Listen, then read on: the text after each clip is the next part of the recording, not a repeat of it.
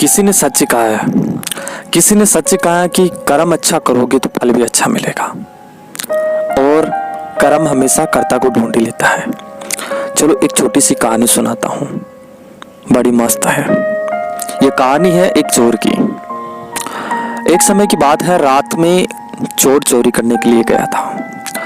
चोर चोरी करने के लिए गया, जैसे ही घर में प्रवेश किया तब घर की जो चौखट थी दरवाजे की, वह उसके ऊपर टूटकर पड़ गई थी। तब वो रात में वहां से चोट लगी और घर पे आ गया था। घर आकर दूसरे दिन कोर्ट में गया और उस घर के मालिक पे मुकदमा दर्ज करा दिया।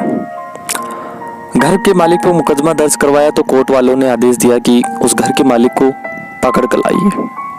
तब घर के मालिक को पकड़ कर लाए, कोर्ट में ले जाया गया।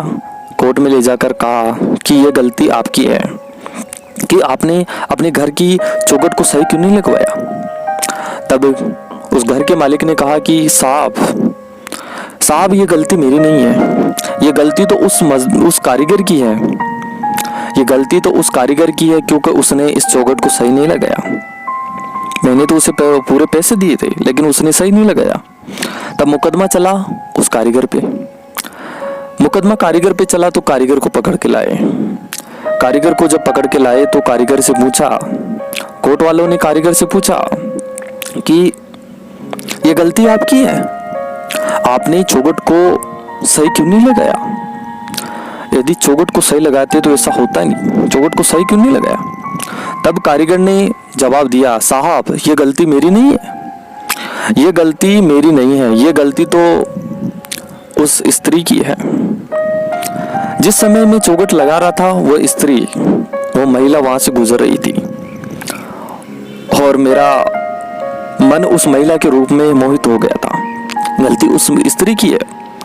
तब मुकदमा चला उस स्त्री पे। तब उस स्त्री को पकड़ के लाए कि गलती आपकी है, आप वहां से गुजरे तो उस कारीगर की नजर आप पे पड़ी तो गलती आपकी है।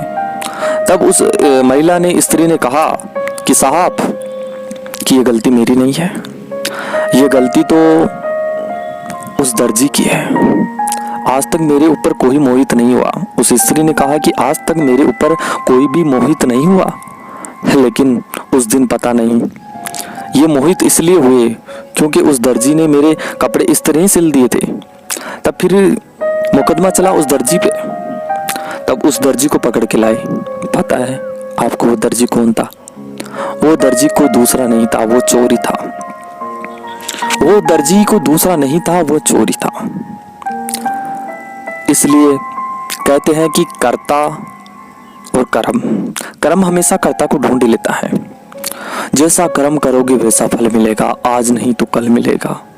और ये सच्चाई है, कर्मों का फल अवश्य मिलता है। हो सकता है कुछ समय लग जाए, आज नहीं तो कल अवश्य मिलता है। इसलिए अच्छा कर्म करिए और हमेशा खुश रहिए और खुशियां बांटते रहिए।